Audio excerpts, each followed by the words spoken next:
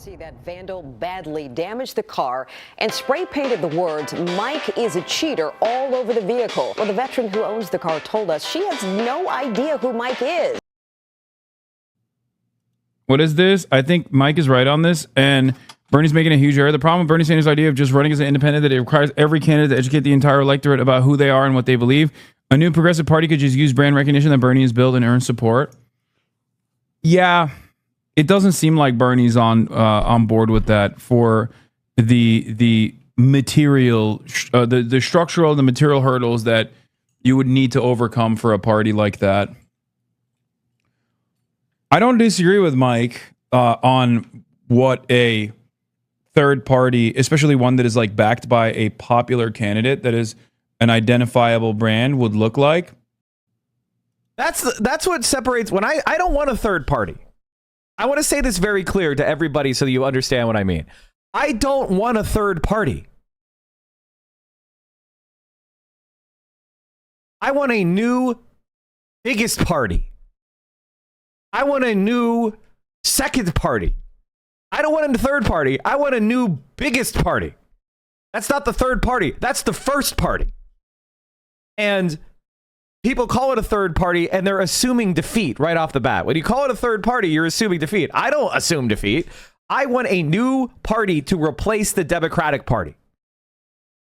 And in our history, I'm going to just go through some history real quick. And you'll understand what I mean. Let's just go some basic Wikipedia presidential. We'll start with presidential election of 1996. Not so long ago. Presidential election of 1996. There were three major candidates: Bill Clinton, Bob Dole, and Ross Perot. Ross Perot got 8% of the vote, 8.4% of the vote. Bill Clinton, incumbent Democrat, 49.2%. Bill Clinton never won a majority. Now, 8 million votes for Ross Perot, 8.4%. Now, Bob Dole was considered to be one of the weakest presidential candidates in history for the Republican Party. But those Republican voters, they went and, for the most part, most of the, Ross Perot voters were probably something like 70-30 supported Bob Dole over Bill Clinton. Right? This right here is a third party. The Reform Party was the party name. The problem with the Reform Party is it was a bunch of idiosyncratic cranks. It was a combination of like the constitutionalist hyper conservatives. There's weird libertarians. There were kind of like audit the Fed kooks, gold bugs, just a lot of like weird kooky kind of crank politics. But the fundamental core of it is a populist rebellion against the neoliberal consensus on globalization. And that was shown even more in 1992 when Ross Perot got 18.9% of the vote as an independent, right? As an independent candidate, Ross Perot got 18.9% of the vote. And in certain polls and during certain parts of the election, he was actually winning. Okay? Bill Clinton ended up winning the election with 43% of the vote, one of the narrowest wins in the popular vote ever.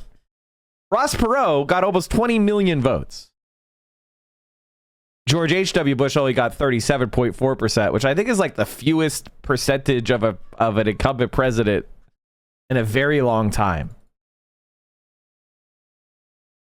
And the thing about this was Ross Perot's main argument was that NAFTA and free trade were going to create what he called a giant sucking sound. You can move your factory south of the border, pay $1 an hour for labor, hire a young 25. That's assuming you've been in business for a long time. You've got a mature workforce. Pay $1 an hour for your labor. Have no health care. That's the most expensive single element in making a car. Have no environmental controls, no pollution controls, and no retirement. And you don't care about anything but making money. There will be a giant sucking sound going south. So if the people send me to Washington, the first thing I'll do is study that 2,000-page agreement and make sure it's a two-way street. And he was completely right. There was a giant sucking sound. It did cost millions of high-quality, unionized manufacturing jobs were outsourced, but not just in Mexico, but also to China. And he was completely and totally correct about what NAFTA would do. Ross Perot was right. Look at Bush and Clinton smirking at him because he wasn't part of the club. Rest in peace, Mr. Perot. Godspeed. You can see Slick Willie smiling and making plans to create a giant sucking sound in the Oval Office. Ross Perot was a great American who was a prophet. Ross Perot, we should have listened to what he warned us. The social costs for all these jobs lost, what people don't understand. Thousands of communities have been torn apart and lives shattered forever. All these young men who are ODing and committing suicide would have been working in these factories and starting families had this trade deal not put into place. It's a damn shame. This is true. This is reality. People work for slave wages in Mexico and let companies take advantage of that to save paying Americans. My family worked for GM for decades before they started outsourcing everything, and automakers make all kinds of money. So I want to prove to you that, like, the idea, like, oh no, it's totally impossible to have a third-party candidate actually compete for the presidency is wrong. Ross Perot very well might have won had he been a better candidate and been less of a weirdo and not dropped out in the middle of the election for some reason. And look where he did the best. Pennsylvania. Of course he did. Of course he did. Let's look at some of the interesting polling.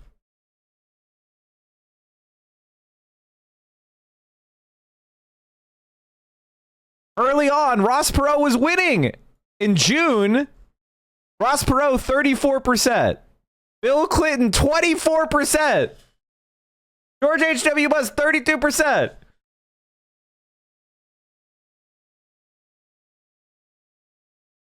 Like, Ross Perot literally was leading some of the polls, tied in May. But then he did this weird thing where he dropped out. He dropped out. See, he dropped out after the DNC. Perot withdraws, Democratic National Convention ends. He dropped out in the middle of the DNC. What the fuck? This is why he ended up only getting 19%. Because he dropped out, and then the Republicans and the Democrats had their convention, and then he re-entered the race October 1st. And he went from 7% all the way back to 20%. But he was winning prior to the conventions, and then he was a dumb fuck. Like, what the fuck? So the idea that, like, third party is just impossible, there's no way it could ever work, and it's like, I don't necessarily think he would win instantly, but the idea that people are just, it's destined to have 1% support is just not true. Especially in the conditions we're in now. And let's go even further back. Let's keep looking. Okay. 84, 88, they just had two parties. Then you had John P. Anderson. Got 6.6% of the vote. This guy was another kind of weirdo.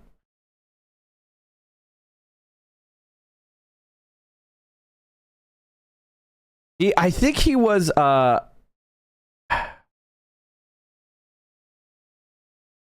he was kind of like I think Ronald Reagan is too right wing. He's like the Joe Manchin of 1980. I think is the best way to describe it. He was like, Ronald Reagan is too radical. I believe in, I'm a Rockefeller Republican. I don't trust those kooks. Not the Constitution Party. The Constitution Party is even more right wing. He's actually not that weird, but he's basically the, like, why can't we all just be moderates? All right. Let's see here. McGovern versus Nixon. Okay. 68. Another big third-party campaign. George Wallace. George Wallace with his running May bombs away LeMay. Curtis LeMay was the commander of the Army Air Forces Europe, and he was in charge of the Strategic Bombing Initiative. LeMay was the guy who believed that we should target civilian cities and bomb them to break the will of enemy militaries.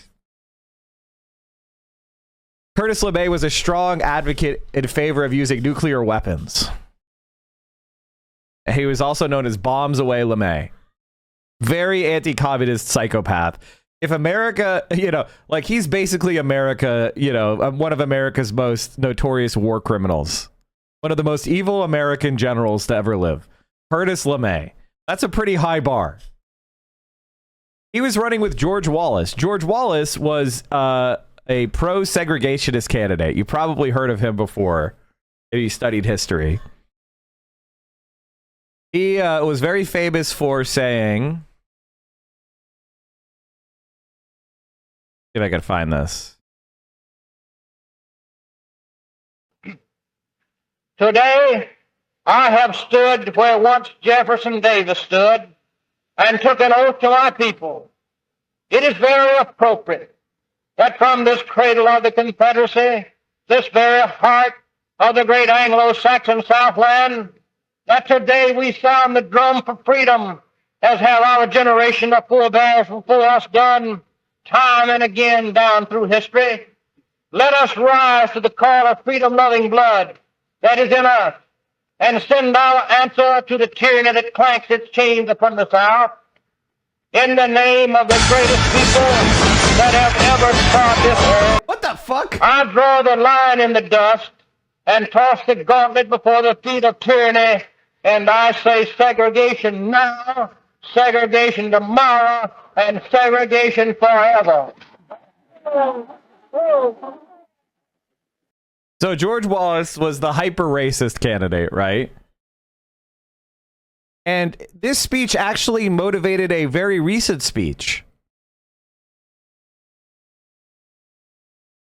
And then you had to deal with the first intifada, and Israel prevailed. And Israel had to deal with the second intifada, and Israel prevailed. And then missiles were flying in December of 2008, and Israel prevailed. And then missiles were flying in November of 2012, and Israel prevailed. And so I'm confident that when it's all said and done, we're going to stand together. Israel today, Israel tomorrow, Israel forever. God bless you.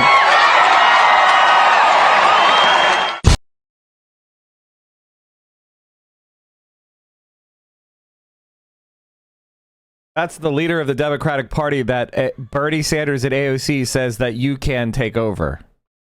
Motivated and inspired by famous arch-racist George Wallace's Segregation Now speech, he gave a very similar speech in support of Israel, which is not at all surprising because George Wallace and Israel are very similar in that they are supporters of racial apartheid.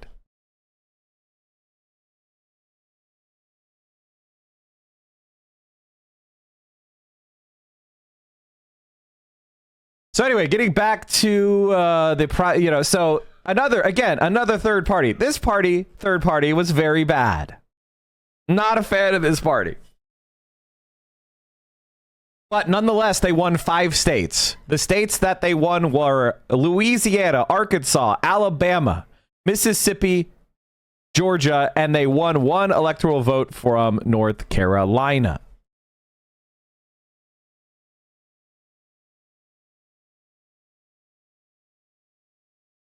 So how many elections have we talked about president where there's been a serious third-party candidate? I mean, we're just going back to 68. We've had like 4 or 5 already. At this point, it's just like, and there's going to be more. You keep going back. 64, you had LBJ, who was famous for his, what he called the war on poverty. He won the I think this was the largest popular vote win ever. He created Medicare and Medicaid. 61.1% of the vote. Old Jumbo. He ended up being unpopular in 68 because, of the Vietnam War and his obsessive anti-communism. Of course, we have 60. We all know about that election. 56. 48. Again, another third-party election. Strom Thurmond. This is a close friend of Joe Biden. He ran in the States' Rights Democratic Party, which was kind of the beginning of the Dixiecrat Rebellion because Truman famously desegregated the military. And so the white racist, friends of Joe Biden, Strom Thurmond, he actually ran for president. And I think there was a scandal recently where a Republican said it would have been better for the country if Strom Thurmond had won. The country would have been better if Strom Thurmond had won. Who said that? Oh, it was Trent Lott. Trent Lott apologizes for implying country would have been better with a segregationist president. Senate Republican leader Trent Lott has apologized for implying the country would have been better off had Strom Thurmond won the presidency when he ran in 1948 on a segregationist ticket. Last week, Lott recalled how his home state of Mississippi had voted for Thurmond when he ran on an anti-civil rights platform.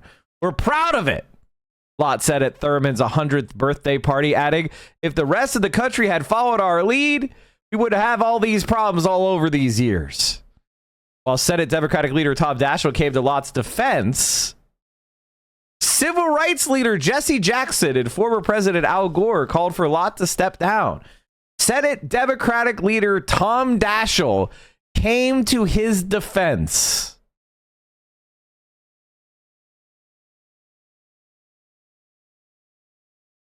Nothing could be further from the truth, and I apologize to anybody who was offended by my statement. However, Lott has long had close ties with the Council of Conservative Citizens, which formed to succeed the segregationist white citizen councils of the 60s. In 1992, Lott told members of the council, the people of this room stand for the right principles and the right philosophy. Let's take it in the right direction, and our children will be the beneficiaries.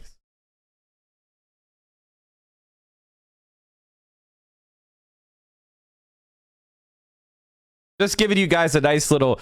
Isn't this fun to look back at history and see how close the Democrats are with the most evil people you've ever seen in the history of the planet? 44, of course, Roosevelt. Roosevelt was rapidly declining in the 44 election. And there was a coup to install Truman to replace Henry Wallace, who was the most left-wing vice president we ever had. The most left-wing... nationwide elected official would be Henry Wallace, who was, of course, cooed out of the vice presidency because it was very clear that FDR wasn't going to make it very much longer. All right. 32, of course, is the Roosevelt landslide. They had a bigger landslide at 36. The back-to-back landslides for Roosevelt. Al Smith, who is kind of like the conservative Democrat, also from New York, ran against Hoover and got mega landslided, lost his home state. Fucking loser.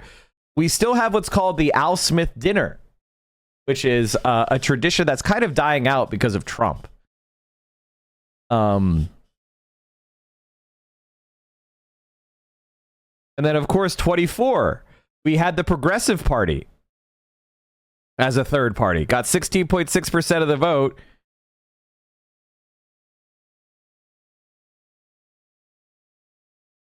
Democratic Party really only held together in the solid South.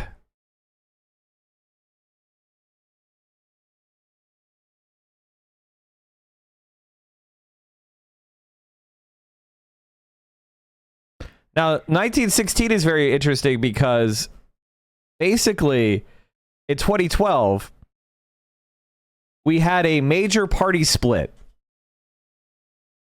Or not 2012, 1912, where President Taft of the Republican Party, former President Theodore Roosevelt, who had served 2 terms, decided to run again. And he started his own party, the Progressive Party, the Bull Moose Party. And William Howard Taft refused to stand down and ran as a Republican. So there was the Republican Party, the Socialist Party, led by Eugene Debs, who got 6% of the vote. You had Theodore Roosevelt and the Progressive Party, which ran and got 27% of the vote, won a bunch of states. The Republican Party only won 2 states. Ultimately handing the presidency to Democrat Woodrow Wilson.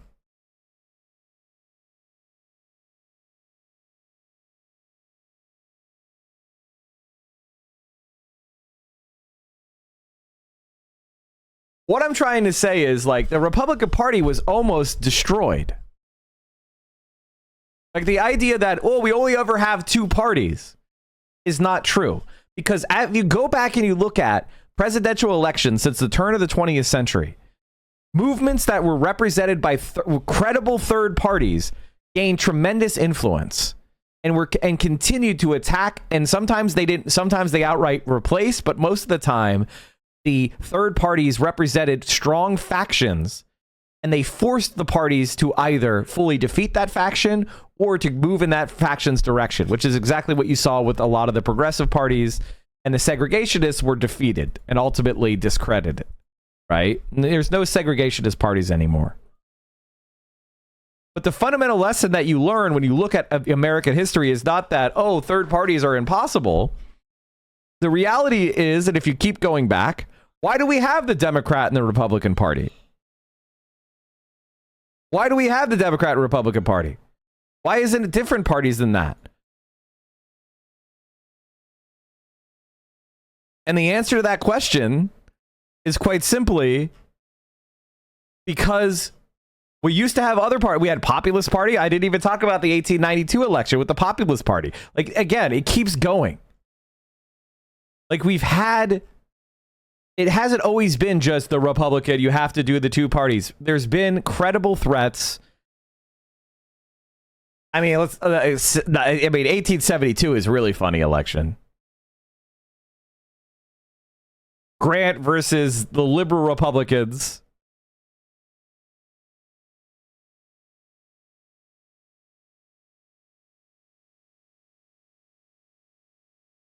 This is really interesting because in the 1868 election, Texas was still a military occupation zone, as was Mississippi and Virginia. So they weren't even allowed. They were just occupied territories.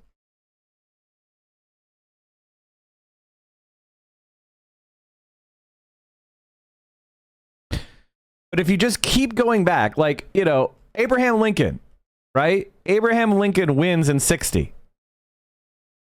The Democratic Party finishes 4th in the Electoral College. Like, the idea of like, you know, and the Republican Party didn't really exist in 1852. In 1852, there was no Republican Party. It was the Democratic Party versus the Whigs. 1856 is the first time the Republicans mounted a national challenge. The Whig Party didn't die, by the way. They had to be killed. They ran a candidate. Like, this is the reality of American history. So, you know, there hasn't been all that many presidential elections. You can click through them pretty fast. So just throwing out the idea of, you know, hey, the Democratic Party is just the party. It's not true. It's not. People don't have loyalty to that fucking thing. We could absolutely build something new. And we could build it very quickly. There's nothing in the Democratic Party right now that matters. They spend all the money every year. They pretty much spend all the money and they raise more money. It's not like there's a whole big, it's not like there's a $1 trillion, you know, goblin horde or, dragon horde that we could grab a hold of. And that would then power us in the future. All they have are donor lists. All they have is a ballot entry and a brand. This is not something that we need to care all that much about. If you actually build a movement that millions of people want to get behind, you will get on the ballot, you will compete. And that is my argument. Now, if Bernie Sanders doesn't want to do it, if major political figures don't want to do it, then it's not going to happen. I can't do it by myself, even though all the arguments I'm making are irrefutable, which is if you don't have buy-in from nationally recognized leaders, then it's not going to work. That's the thing that always, whenever you have a successful third party, and I define success of a third party when it is a existential challenge to one of the major parties. That's what I consider a third party. Sometimes the third party wins, like the Republicans defeated the Whigs, right? Sometimes the third party just knocks the party that it splits on their ass and forces ideological changes to reabsorb them. That happened a lot with the Progressive Party. The Progressive Party under Theodore Roosevelt caused major changes in both the Democrats and the Republican Party. And, you know, the segregationist parties, they forced a reaction. And they changed the Republican Party. Ironically, the Republican Party went from the party of black people to the party of the Southern strategy and Nixonian Reagan racism. It was just... It transitioned. The Democratic Party became the party of civil rights. Those third party movements did affect the major parties and change them fundamentally. And that is what we need. I can't tell you that the third party is going to necessarily destroy the Democratic Party. That's my preferred outcome.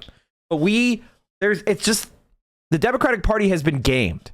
It's under the control of a lot of corporate cash. And, you know, look what happened to Jamal Bowman.